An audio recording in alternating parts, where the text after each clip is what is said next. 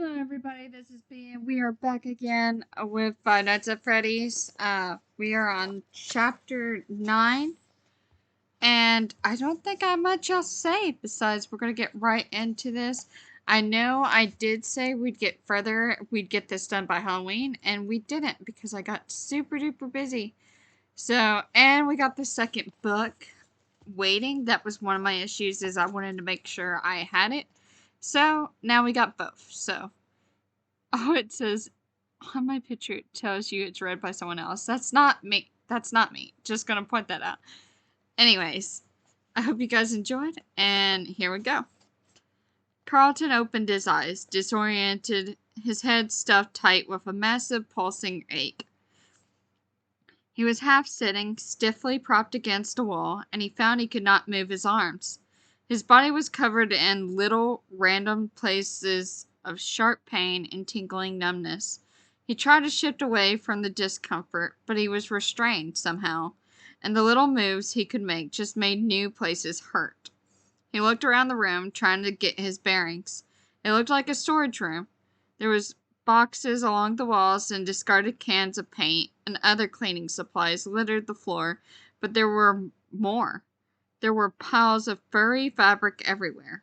Carlton peered at them sleepily. He felt muzzy, like if he closed his eyes, he could just fall back to sleep so easily. No.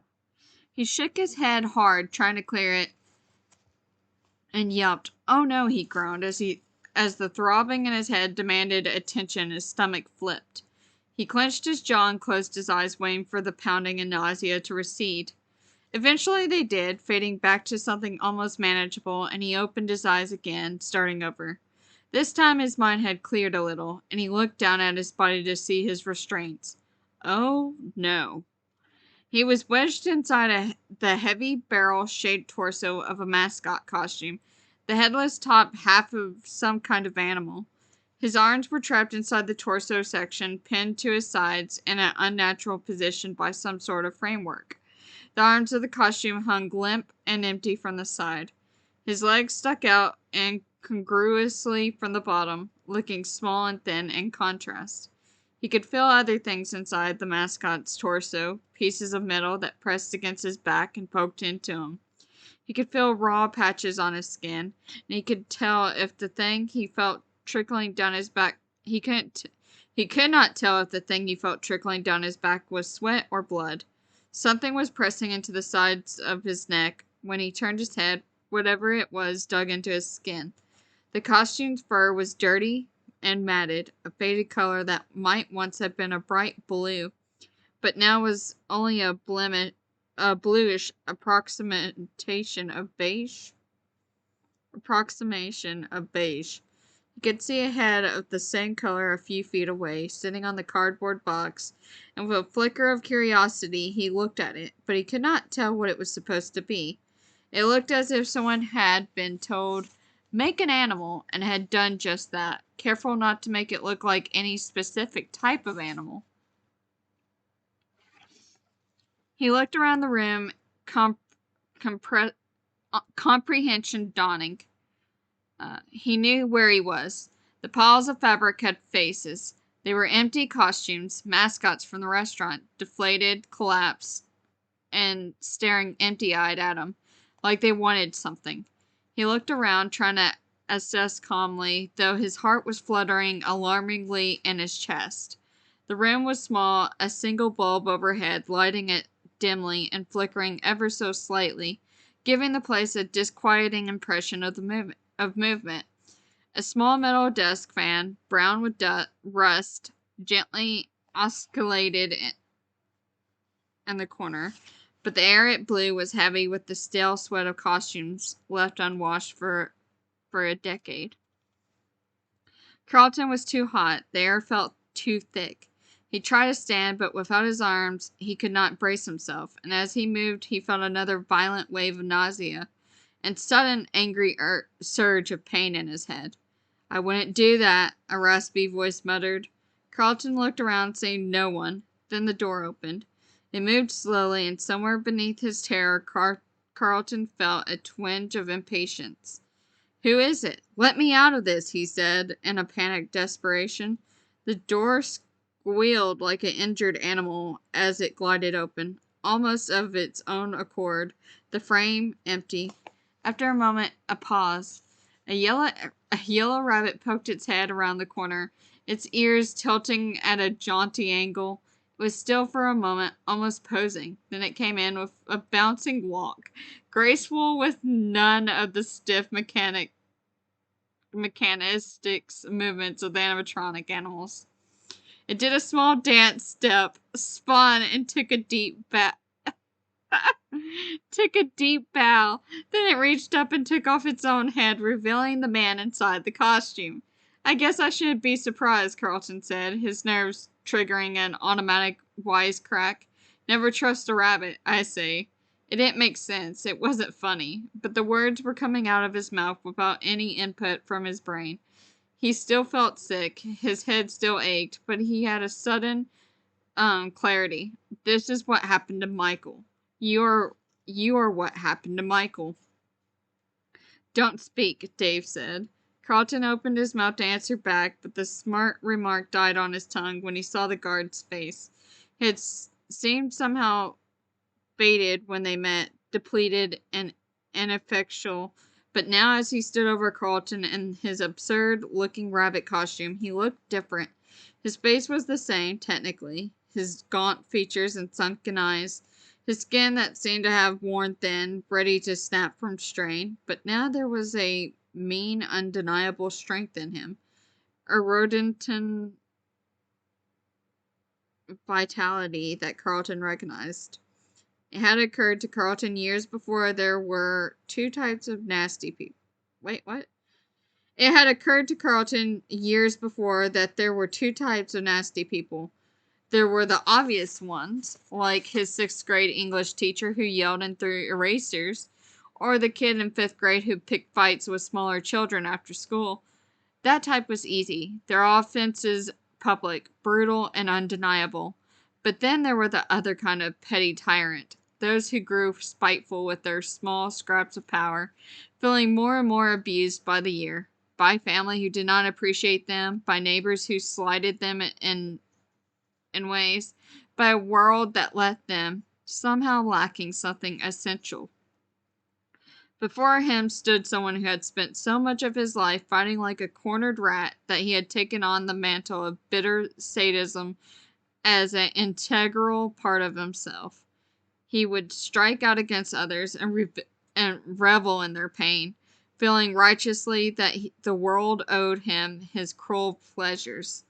The guard's face, with its malevolent delight in Carlton's pain and fear, was one of the most terrifying things he had ever seen. He opened and closed his mouth, then violently found his voice. What kind of name for a serial killer is Dave? He said. It came out a trembling croak, lacking even the echo of bravado. Dave. Oh, goodness. Hold on. Sorry about that. My laptop was dying. Right in the middle of it.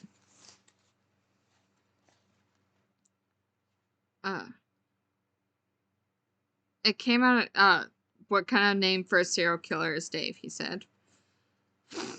I told you not to move, Carlton, he said calmly. He set the rabbit's head down on the plastic crate and began fiddling with the fastenings at the back of his neck. It's not an order. It's a friendly warning. Do you know what I put you in? Your girlfriend, Carlton said, and Dave made a thin curve of a smile. You're amusing, he said with distaste. But no, you're not wearing a costume, Carlton. Not precisely. You see, these suits were designed for two purposes. To be worn by men like me, he gestured fluidly towards himself, with something that might have been pride, and to be used as working animatronics like the ones you see on the stage. Do you understand? Carlton nodded, or began to, but Dave raised an eyebrow, stopped him. But Dave's raised eyebrow stopped him. I said, don't move, he said. The neck of his costume came open, and he began to undo a second fastening at his back as he talked. You see, all the animatronic parts in that suit are still in it. They're simply held back by spring locks like this. Dave went to the pile of costumes, selected one, bringing the fuzzy green torso, headless, over to Carlton. He held out the costume, waggling two twisted pieces of metal that were attached to the sides of the neck. These are spring locks, he said, bringing the piece of metal so close that Carlton's face he almost could not focus his eyes on it. Watch. He did something, touched some piece of the lock so imperceptibly that Carlton could not see what he had done, and it snapped shut with a sound like a backfiring car. Carlton stiffened, suddenly taking the order not to move deathly seriously. That's a very old costume, one of the first ones Henry made. You can trip these spring locks very, very, very easily if you don't know what you're doing, Dave went on. It takes almost no movement at all. Henry? Carlton said, trying to focus on what he was being told. He could still hear the snap, as if it had lodged in his head like a song that kept repeating. I'm going to die, he thought for the first time since waking. This man will kill me, I will die, and then what? Will anyone even know? He set his jaw and met Dave's eyes. Who's Henry? Henry, Dave repeated. Your friend Charlie's father. He looked surprised. Did you not know that he made this place? Oh, right. Well, Carlton said confusedly. I just always thought of him as Charlie's dad. Of course, Dave said, the kind of polite murmur people made when they didn't care. Well, that's one of his first suits, he said, gesturing at Carlton. And if you trigger those spring locks, two things will happen.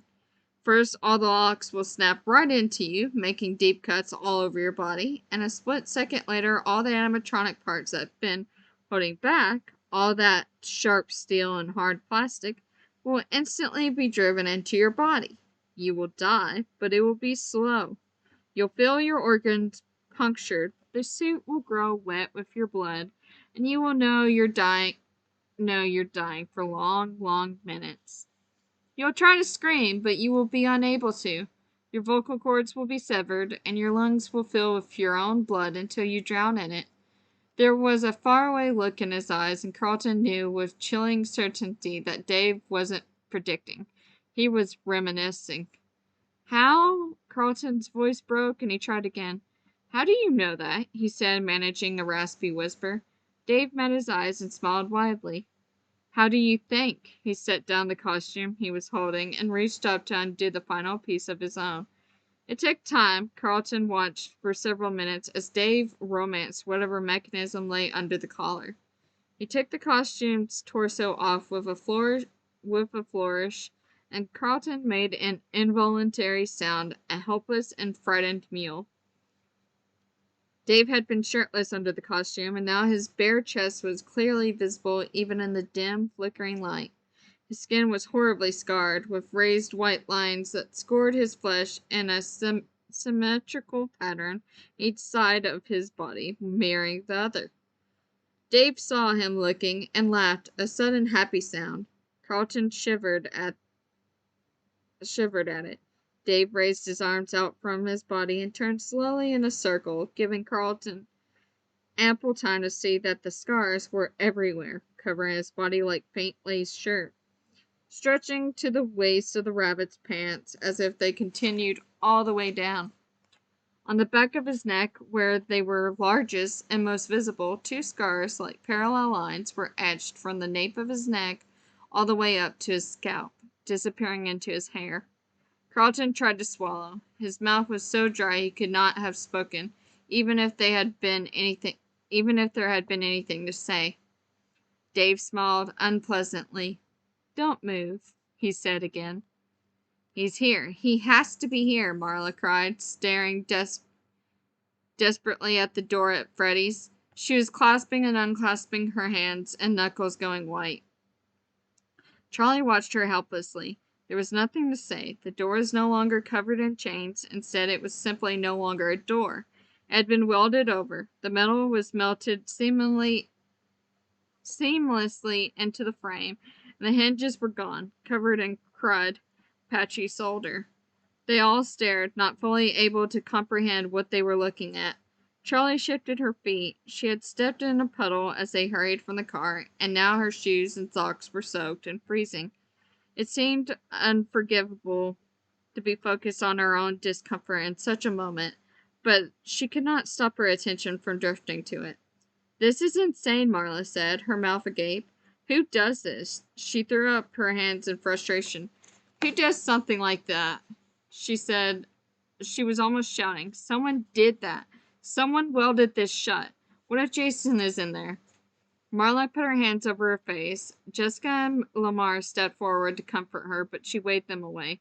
"I'm fine," she said tightly, but she did not move, still staring at the place in the wall that had once been a door. She looked smaller, lesser. The panicked energy that had been driving her was gone, leaving her empty and without purpose. She looked at Charlie, ignoring the others, and Charlie met her eyes uncomfortably. "What do we do?" Marla asked. Charlie shook her head. "I don't know, Marla," she said uselessly. "If he's in there, we have to get him out. There has to be a way." "There has to be another way in," John agreed, though he sounded surer than Charlie felt. "Freddie's had windows, and a service door, right? There must have been fire exits. There has to be something." "Stop!" Marla cried, and they all froze in place. She was pointing at the floor. "What is it?" Charlie asked, coming up next to her. "It's Jason's footprint," Marla said. "Look, you can see the imprint. It's those silly shoes he spent a year's allowance on." Charlie looked. Marla was right. There was a muddy footprint, about Jason's size, still fresh. Marla's face was alive again, fiery and determined. "He must have been here," Marla said. "Look, you can see the tracks turn and leave again. The door must have already been welded when he got here. He's probably still here somewhere. Come on." Jason's tracks were heading farther down the alley, into the darkness, and the group crouched low on the ground, following his trail. Charlie hung back, not really helping but keeping an eye on the bobbing flashlight ahead. There was something she was forgetting, something she should know. Something about Freddys. Noticing that she was apart, John let the others move ahead. "You okay?" he asked in a low voice. And Charlie shook her head. "I'm fine," she said. "Go ahead." He waited for her to say more, but she was staring ahead into the dark. Another way in. "Found it!" Jessica's voice pierced the dark, and Charlie came back to herself and jogged to catch up to the others. Lamar had a flashlight again and was aiming it at the air vent close to the ground.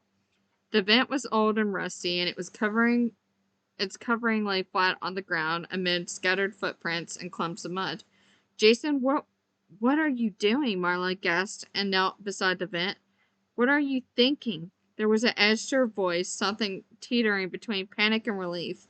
"We have to go after him," she said. Charlie watched dubious, but said nothing. It was John who spoke up. "It's too small," he said. "I don't think any of us will fit." Marla looked down at herself, then around at the others, one by one, calculating.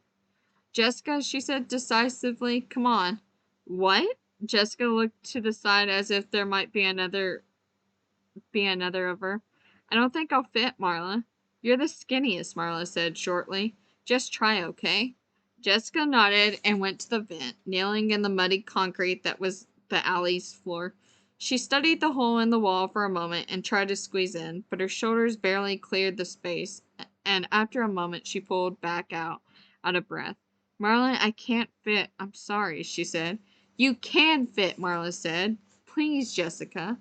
Jessica looked back at the others, and when Charlie saw her face, it was almost white, harshly expressionless. "She's claustrophobic," Charlie thought, but before she could speak, Jessica was back at the air vent, twisting herself, trying again to fit. "Please," Marla said again, and Jessica shot back out like something had been in her. "I can't, Marla," she said, her breathing shallow and fast, as if she had been running full out. "I don't fit." "There has to be another way in," Charlie stepped in, reaching her arm between Marla and Jessica as though breaking up a fight. Charlie closed her eyes, trying again to remember. She pictured the restaurant, trying to see it not as they had the last few days, but as it had been years before. The lights were bright, and it was full of people. It used to get hot, stuffy, she said.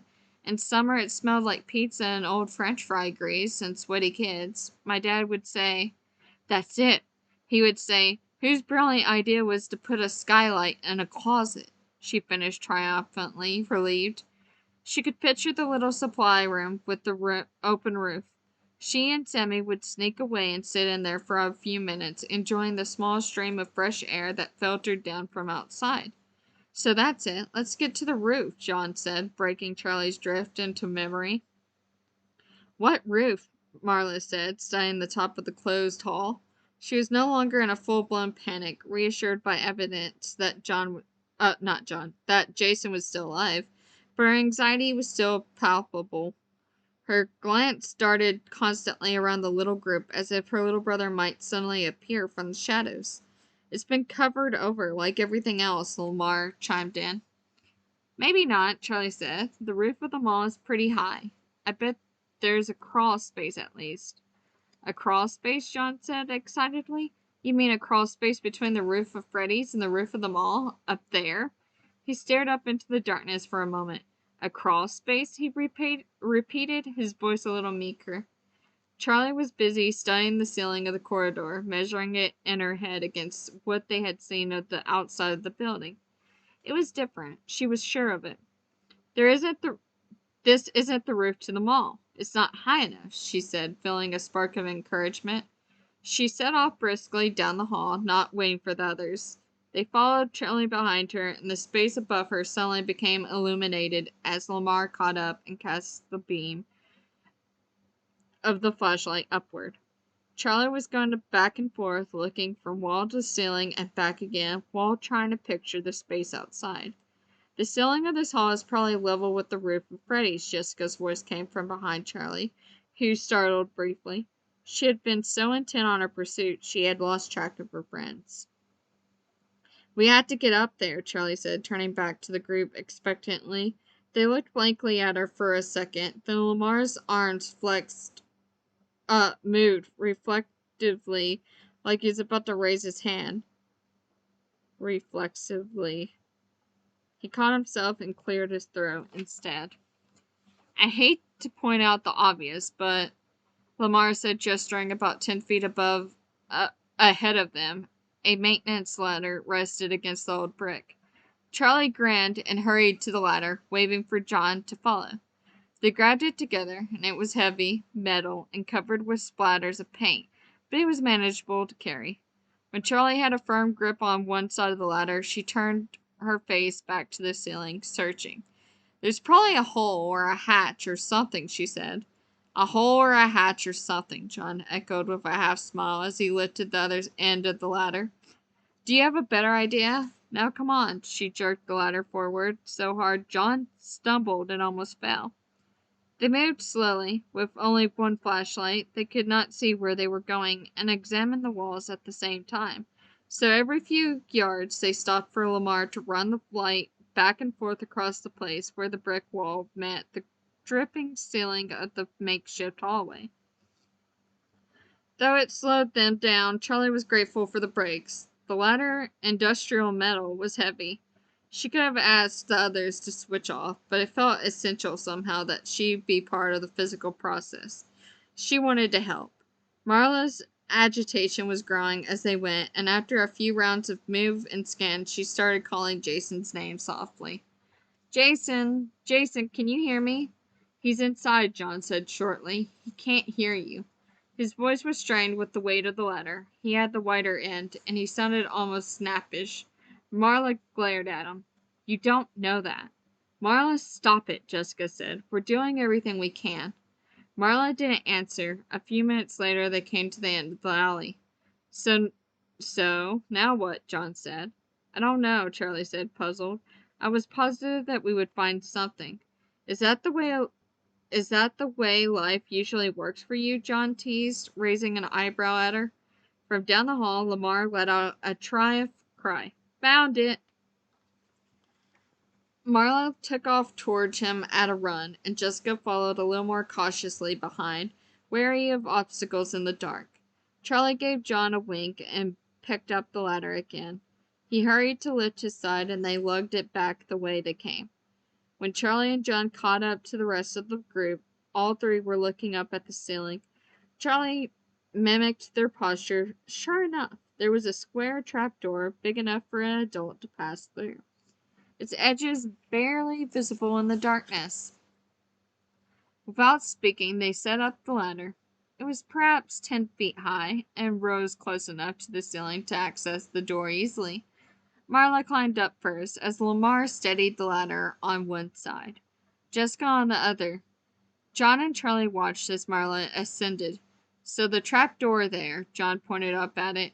The trap door of this hallway is right next to Freddys. That will get us onto the roof of Freddys, which is under the roof of the mall and the crawl space.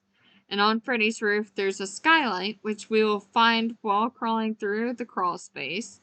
He drew an invisible diagram in the air with his finger as he spoke, and his tone was edged with skepticism. Charlie did not respond.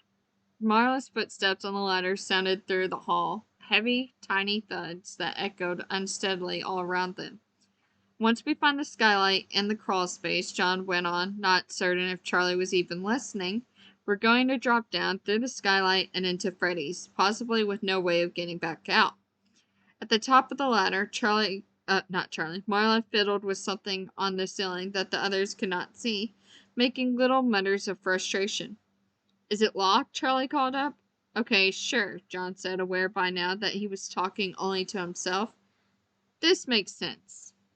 The bolt is just stuck, Marla said. I need... Ha!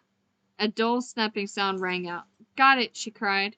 She raised her hands over her head and pressed upward, and slowly the door opened above her until it tipped over and fell with a thud. So much for sneaking in, John said dryly. It doesn't matter, Charlie said. We still have to go. Besides, do you really think whoever is in there doesn't know we're coming? Above them, Marla was navigating her way through the door. She braced her arms on either side of the space and pushed up off the ladder. It swayed dangerously, and Lamar and Jessica clutched it, trying to stabilize it, but it was not necessary. Marla was already up and through, on the roof. They waited for her to say something. Marla, Jessica called finally. Yeah, I'm fine, Marla said. What do you see? Charlie called.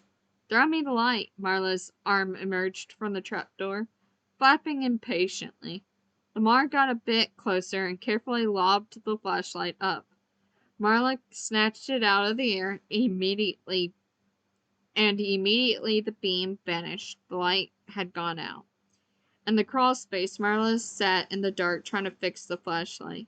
She shook it, rattling the batteries, and flicked the switch on and off uselessly. As she unscrewed the top of the light and blew into the battery cage, she felt a rising panic. Since realizing Jason had gone, Marla's entire being had been focused on him. It was only now, alone in the darkness, that she began to think about the danger she herself might be in. She screwed the top back onto the flashlight and it came on instantly. The light flashed in her eyes, briefly clouding her vision. She pointed it away, then carefully swept it in a circle around her, revealing a sprawling void in all directions. It was the roof of Freddys Fazbear's Pizza. What do you see? Charlie called again. You were right. There's space, but not much. It's so dark and it smells awful up here. Her voice sounded shaky even to her own ears, and suddenly she was desperate not to be alone in this place. Hurry, don't leave me up here by myself. We're coming, Jessica called up to her. Me next, Charlie said, stepping forward. The ladder was rusty, and it made squeaking complaints as she climbed, protesting her weight as she moved from step to step. But it felt sturdy, and quickly she reached the trapdoor and did as Marla had done. She stood on the top step, so she was head and shoulders through the door, braced her arms on either side, and pushed off the ladder, almost jumping to land on Freddys' roof. There was not room to stand, scarcely room to sit. The space between the restaurant's roof and the mall's roof above was less than a yard. Something was rattling above them, as if stones were falling overhead, and it took Charlie a moment to realize that it was rain thundering on the uninstilled insulated tin. Water dipped in on her head, and when she looked up, she saw a place where the metal seams had not been joined. Two corrugated sheets. Corrugated? Corrug- Sorry, it's late and my brain's breaking. Sheets simply lined up next to each other, allied by circumstance. She wiped her palms on her jeans, and the shingles of the roof were wet, and her hands were covered in grit, dust, and something slick and more unpleasant. She looked towards Marla, who was a few feet away. Here. Come on, get out of their way, Marla said, motioning her over, and Charlie hurried on her hands and knees. Jessica's head appeared in the trapdoor, and carefully she made her way up into the crawl space. Safely on the roof, Jessica looked around as if gauging something. Concerned, Charlie remembered her fear in the air vent, but Jessica took a long, deep breath. I can handle this, she said, though she did not sound as if she believed her own words. A moment later, Lamar was next to them. He quickly reclaimed the flashlight and aimed it back towards the trapdoor. After a moment, John scrambled up into the crawl space and something banged loudly beneath them, the sound repeating. Everyone but John startled at the sound. Sorry, he said. That was the ladder. Charlie, which way? Marla asked. Oh. Charlie closed her eyes again, retraced her steps as she had while they searched for a way in. Straight across, I think, she said. As long as we get to the far side, we'll find it. Without waiting for a response, she started crawling in the direction she thought was right. A second later, light appeared ahead of her. Thanks, she called back softly to Lamar, who was steadying the flashlight, trying to anticipate where Charlie would go. I don't have anything else to do, he whispered. The crawl space was wide. It should have felt spacious, but there were support beams and pipes strewn at random intersections, the space or running across the roof below them, so that it was a little like navigating a very cramped forest, ducking vines, climbing over fallen trees. The roof of Freddys had a shallow upward slope. They would have to go down again once they reached the middle. The shingles beneath their hands and feet were soggy in a deep, swollen way that suggested that they had not been truly dry in years, and moldy smell rose from them.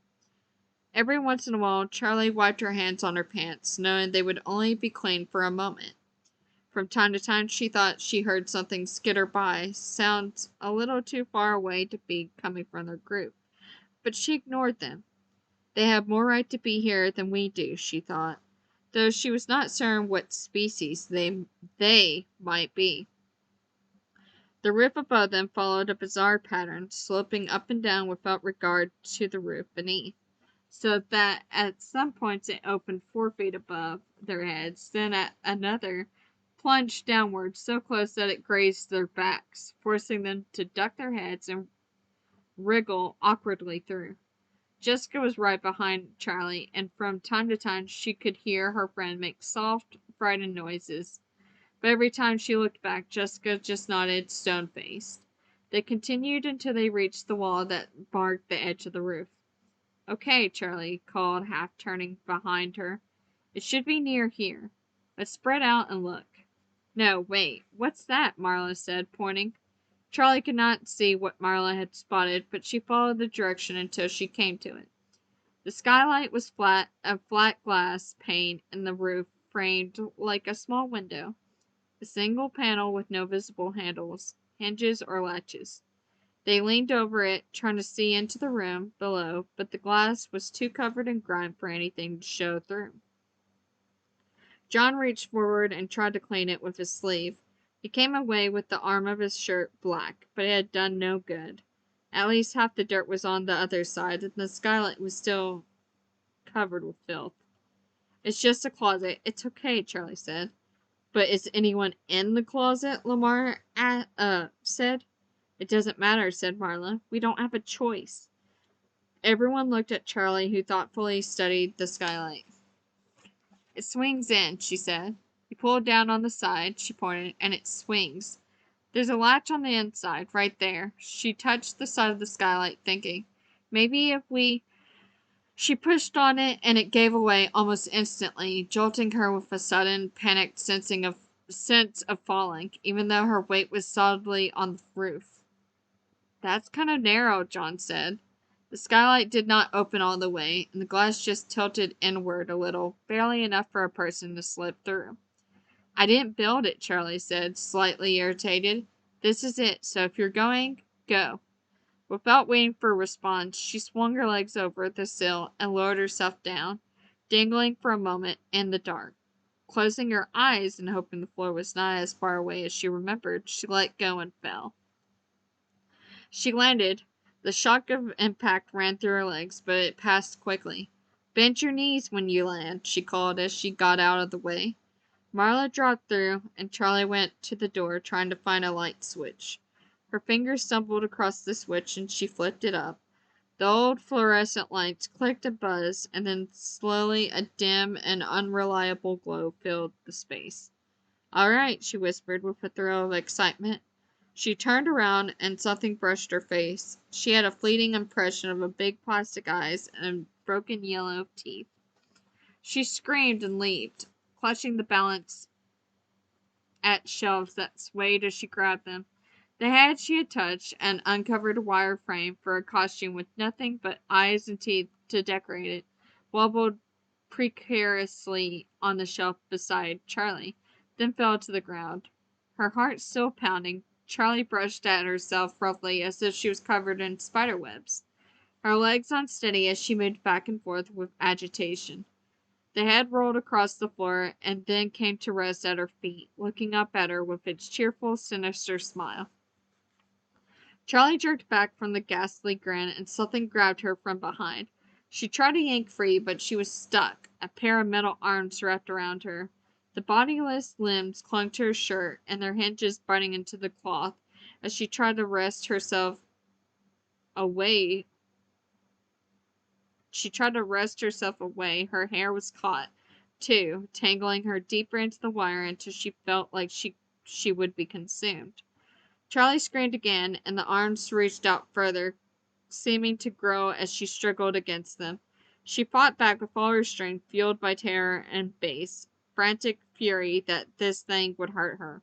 Charlie, stop! Marla cried. Charlie! Marla grabbed her arms, trying to stop her frantic movement, using one hand to disengage Charlie's hair from the metal frame. Charlie, it's not real, it's just robot parts, she said, but Charlie pulled away from Marla, still in a panic, and smacked her head into the cardboard box. She cried out, startled, as the box overturned. Eyes the size of fists fell to the ground like rain, showering down with a clatter and rolling everywhere, covering the floor. Charlie stumbled and stepped on one of the hard plastic orbs, sending her feet out from underneath her. She grabbed at a shelf, missed, and fell on her back, landing with a thud that took the wind out of her. Stunned and gasping, she looked up. There were eyes everywhere, not just on the floor, but in the walls. They looked out at her from the dark, deep-socketed shadow eyes peering down from the shelves all around her. She stared, unable to move away. To look away. Charlie, come on, Marla was there, kneeling anxiously over her. She grabbed Charlie's arm again, pulled until Charlie was upright. Charlie still did not have her breath back, and she inhaled thinly. She began to cry. Marla hugged her tightly, and Charlie let her. It's okay, Marla whispered, as Charlie tried to calm herself, looking around the storeroom for distraction. It's not real, she told herself. They were in the storeroom, just a closet, and there were all spare parts. The air was thick with dust, and it tickled at her nose and throat as it poured off the shelves restlessly. The rest of the group dropped through the skylight one by one. John came last, landing in the middle of the room with a thump. Jessica sneezed. You okay? John said as soon as he saw Charlie. Yeah, I'm fine. Charlie disentangled herself from Marla and crossed her arms, still collecting herself. You know we can't get back up through there, John said, looking up at the skylight. We just need something to stand on, Charlie said, or we can climb a shelf. Jessica shook her head. No, look at the way it's opened. Charlie looked. The skylight opened downwards, so the pane of glass sloped in a gentle angle just enough to have let them through. To get out, they would have to. Oh, she said. There would be no getting out. However close they got to the skylight, the pane of glass would always be in the way, sticking out into the precise space they needed to pass through. If anyone tried to get a grip on the roof, they would have to lean so far over the glass that they would fall from the ladder. We might be able to break the glass, John started, but the metal frame is going to be dangerous to climb over, even more dangerous with shards of broken glass. He fell silent and thought it through again, his face grim. It doesn't matter, Charlie said. We'll find another way out. Let's start looking. They peered cautiously out into the hallway. Lamar had turned off the flashlight, but it was easy enough to see their surroundings now that the light from the closet seeping into the hall. At least nothing's dripping from the ceiling, Charlie thought, wiping her hands on her pants again. The roof was black and white tile, as glossy as it had just been polished. There were children's drawings on the walls, rustling with the air from the open skylight. Charlie remained motionless, more than aware of how much noise she had just made. Does it know we're here? She wondered, realizing as she did that by it she meant the building itself. It felt as if Freddys was conscious of their presence, as if it reacted to them like a living, breathing thing. She reached out to brush her fingers against its wall, tracing lightly as if she were petting it. The plaster was still and cold, inanimate, and Charlie pulled her hand back. She wondered what Freddys would do. They wound around one corner, then another, then stopped at the entrance at Pirate's Cove, hanging back from the doorway. Pirate's Cove. I have my bearings again. Charlie gazed at the little stage, no longer lit, and the curtain that hid its sole performer. A few small lights flickered on the sides of the stage, then came on, illuminating the space with a pale gray glow. Charlie looked around and saw Lamar standing by the doorway with his hand on the switch. We don't have a choice, he said defensively, gesturing his flashlight. Its light was failing. Charlie nodded resignedly, and Lamar switched off the dying flashlight. I want to take a look into the control room, Marla said, pointing to the small door nearby. Lamar, come with me. The rest of you try the other one. If we each take one set of the cameras, we can see the whole restaurant. If Jason's in the place, we'll see him. I don't think we should split up, Charlie said. Wait, said Lamar. He passed John the dead light, freeing his hands. From his pockets he produced 2 walkie-talkies. They were large, black, boxy things. Charlie had only seen attached to police officers' belts. Where do you get those? She asked. Lamar smiled mysteriously. I'm afraid I can't tell you that, he said. He stole them from Carlton's house, Jessica stated plainly, taking one from his hand and examining it. No, they were in the garage. Mrs. Burke told me where to find them. They work. I tested. Mrs. Burke knew we would come here, Charlie thought. Marla just nodded. Maybe she had already known, or maybe nothing could surprise her anymore. Come on, Marla said, and walked between the tables in front of Pirate's Cove, careful not to disturb anything. Lamar leaned over Jessica to show her how to use the walkie-talkie. It's this button, he said, indicating, and then he took off after Marla. Hold on. Yeah. After a startled moment, the rest of them followed. Something clutched in Charlie's stomach, and the reality that both Jason and Carlton might truly be in danger seizing her. It was not that she had forgotten, but while they were outside trying to solve the puzzles, it was possible to gain some distance from what was happening. She watched Marla stalking towards the control room with a bleak authority. Marla crouched at the small door before turning to Charlie. Go, she said, nodding towards the hall that led to the main dining area. They went, Charlie taking the lead as they crept down the hall, heading for the main stage. Marla looked at Lamar, who nodded. She grasped the doorknob, clenching her teeth, and forced the door open all in one motion. Marla! Marla jumped, barely suppressing a scream. Jason was huddled in the space between the monitor, his eyes wide and terrified, staring at the door like a frightened mouse. Jason! Marla crawled into the control room and swooped him into her arms. Jason hugged her back for once, grateful, even desperate for her intense affection. She held on tight, crushing him to her until she began to worry what he might, in fact, worry that he might, in fact, be crushed. From outside Marla's consuming embrace, Jason heard a brief static. He looked over Marla's shoulder to see Lamar studying the walkie-talkie, preparing to speak into it. Jessica, we found him. He's okay, he said. More static, and words Jason did not quite catch came from the radio. The first wave of relief had worn off, and his ribs were starting to hurt. Marla, he tapped on her shoulder, first gently, then harder. Marla! She let him go, but took hold of his shoulders for a moment, peering into his eyes as if to be sure it was really him. Then that he had not been somehow replaced or damaged. Marla, cool it, he said as casually as he could, managing to keep his voice from shaking. Marla let go of his shoulders, giving him a playful shove, and began to scold him as she pulled him the rest of the way out from under the control panel. Jason, how could you? Marla was interrupted as Lamar descended the rest of the way into the small room. Through the vent? Really? Lamar laughed.